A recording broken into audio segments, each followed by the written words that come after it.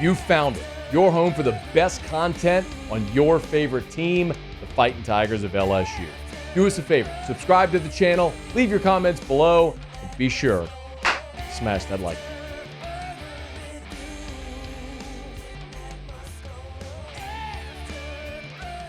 Transfer portal needs for LSU. It's just the way things are in college football now. You will be in the portal every year for something. LSU has a few areas that I think they really, really must address. And a few that, yes, you have to get someone there, but you're still not really sure what type of player you're looking for there. And what's interesting is LSU's needs, at least in my view, have really shifted from defense mainly to offensive, which hasn't been the case the last few seasons for LSU. And that's a credit to the young guys who stepped up on defense this season and really developed over the course and got a lot of playing time and a lot of experience, and you're counting on them to hopefully be able to take the next step and be a big contributor for you in 2025. It's a nod to the talent you brought in this recruiting class in 2025 on the defensive side of the ball. Plenty of guys who could get in there and play early day one, like a DJ Pickett, like a Zion Williams. And offensively, well, you've lost a lot. And you have more question marks there now than anywhere. I do want to start on defense, though. And I want to start at safety, because safety is one of the more intriguing positions for LSU heading into the 2025 offseason. Kylan Jackson entered the transfer portal like 10 minutes before we came on air. Redshirt freshman. He redshirted in his true freshman year last season, played in 5 games, but one of them was the bowl game, and remember, that does not count for eligibility. Made 1 tackle. This season, Kylan Jackson played in all 12 games for LSU, 4 tackles on the season. So in all 17 games in his time at LSU, 5 tackles. He will move on. Disappointing. Yes, Kylan Jackson, again, local guy from, out of Zachary. Was one of the top safeties in the country, 4-star in the on-3 composite. He was a top 15 player in the state of Louisiana. Again, as we kind of said with Shelton Sampson earlier in the show, it's a bummer when you lose those local guys who were highly recruited, but it was a tough path to get on the field. It's the second safety for LSU that entered. Jordan Allen, obviously, earlier has entered the transfer portal. Tough to get on the field. Allen also dealt with some injuries and things of that nature. But what I will say is something that Brian Kelly consistently said throughout the season when he was asked about playing younger safeties or making a change at the position. He would kind of say, when we have a guy we feel has won that spot, can get on the field, is better than what we have out there, we'll put him out there. So that's also very telling that you weren't able to get on the field. Even with the struggles that LSU had in safety, they weren't able to, the coaches didn't feel like they could trust you enough. And again, it's the head coach's words saying that. So with 2 out the door, what do you look like at safety? Well, Sage Ryan and Jordan Gilbert both have eligibility left. They both have a year left and could come back. They also both have decisions to make. And if we're being honest, LSU safety play was a struggle all season long.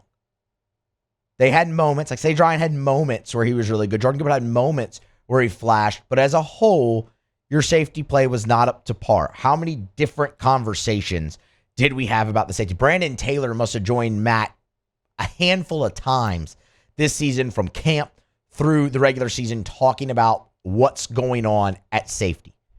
So for me, while you have Ryan, Gilbert, they have another year of eligibility, they can come back. You have Deshaun Spears, who flashed at times this season. I would have really loved to have seen more of him than anybody else when it came to the young safeties. You have him. He's a highly rated guy. Could he take that next step and be a starter for you at safety? Sure. That's absolutely a possibility, man. They were high on Joel Rogers. He is going to, ultimately redshirt this year. Like, you have bodies. What you lack is consistency at the position and experience depth. So for me, safety has to be a spot that LSU addresses again in this transfer portal window. It just has to be. Like, if you have a guy in mind that you say he is a no doubt day one starter, you bring him on campus, that he can go in and change your secondary, you do whatever it takes to go get him.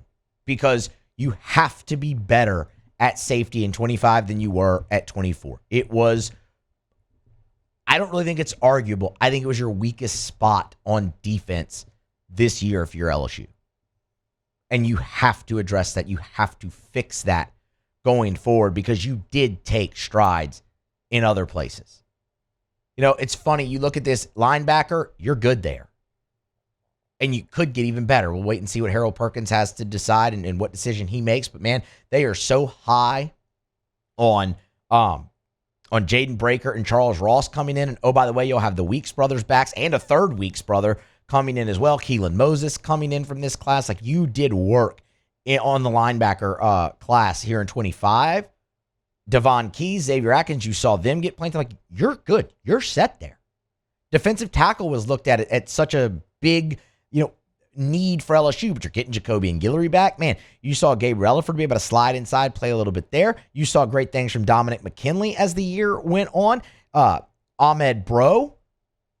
And now you bring in guys like Zion Williams, Buddy Mathis. Just go down the list. Bo Davis did work in the class. You feel real good there. If I had to pick one more area on defense that LSU needs to go address in the transfer portal, it's edge rusher.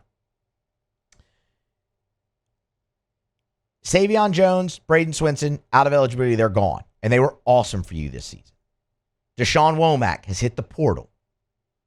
You bring in Damian Shanklin, but that's the only edge rusher that LSU signed in this class. You have Kalaj Cobbins, who they're really high on, but again, a lot of inexperience there. Can he really step up and be day one starter with his first experience? I don't, maybe. There's also C.J. Jackson, who was a 4-star coming out of the state of Georgia. He was a top 30 player in Georgia's time. But imagine there's a red shirt there. The point is, you need a body and a good one. If Harold Perkins comes back, can you use him off the edge? Sure. Absolutely. We've seen that it works. But that's still a question mark. LSU needs to go get a proven edge rusher in the portal as well, because you're losing plenty with Swinson, Savion Jones leaving, and Womack hitting the portal. But then you switch to the offensive side for me, really. And it deals a lot with pass catchers that I go, you have to get somebody. We'll get to quarterback, and yes, LSU needs to add a quarterback, but your most pressing need as of now, because Garrett Nussmeier hasn't made his decision, is wide receiver and tight end. With Mason Taylor entering the NFL draft earlier today, that leaves you really with Kamorian Pimpton and Trey'Dez Green. And if we're being honest, both those guys have profiled more to a receiver early in their time at LSU.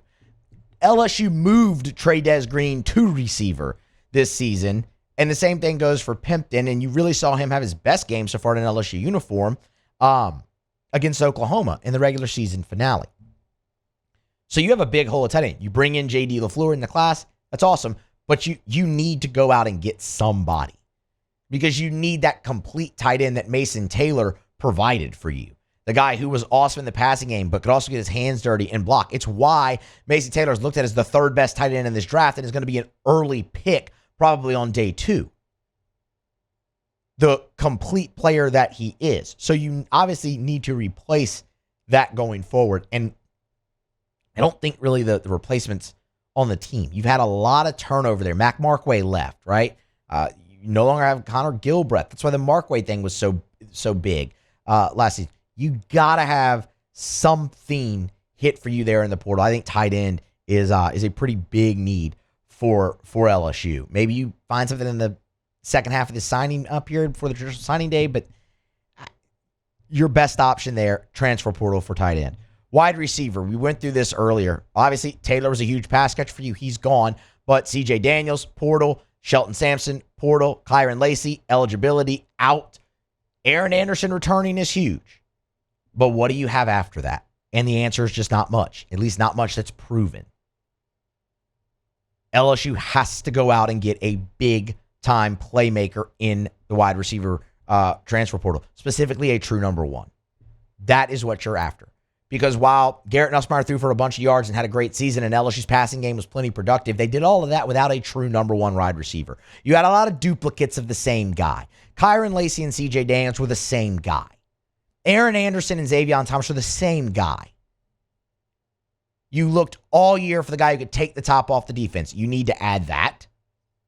Unless Chris Hilton decides to return and can finally put it all together and stay on the field, you need to take the top off guy. Kyle Parker will be coming off of injury, but there's still a lot of unknown there. You need a true number one. You need a playmaker. You have to go address wide receiver. The other two that I have written are kind of, you don't know what you need there yet, and it's quarterback and offensive line. And I'd throw running back kind of in that mix a little bit too, because there are some decisions. Like you could lose Caleb Jackson. You don't know what's happening with Trey Holly. You'll have two freshmen behind Caden Durham. Would you like a little bit more experience? Probably. Although Harlem Berry and JT Lindsey are going to be really, really good players next year for LSU. Quarterback, it's going to decide on Nuss's decision. What do you need in the portal? Is it starter? Is it depth? But yeah, you got to go out a quarterback somewhere if you're LSU after losing Bryce Underwood. And offensive line, you feel really good about what you've brought in, but if you can get a veteran to come in and start immediately for you, yeah, I think you absolutely do that. You just don't necessarily know what you're looking for. I don't think particularly there. So the four I would tell you that you must go get are tight end, wide receiver, edge, and safety off the top. And then, of course, you're looking for quarterback. You're looking for other guys to complement your team and make you better. We'll see what they do. They've said they're going to be aggressive. The time for talking, kind of over with that. Now it's time for action. The portal opens on Monday, December 9th. Hey, thanks so much for watching. Please leave your comments. I love to interact. And be sure to hit the red subscribe button below.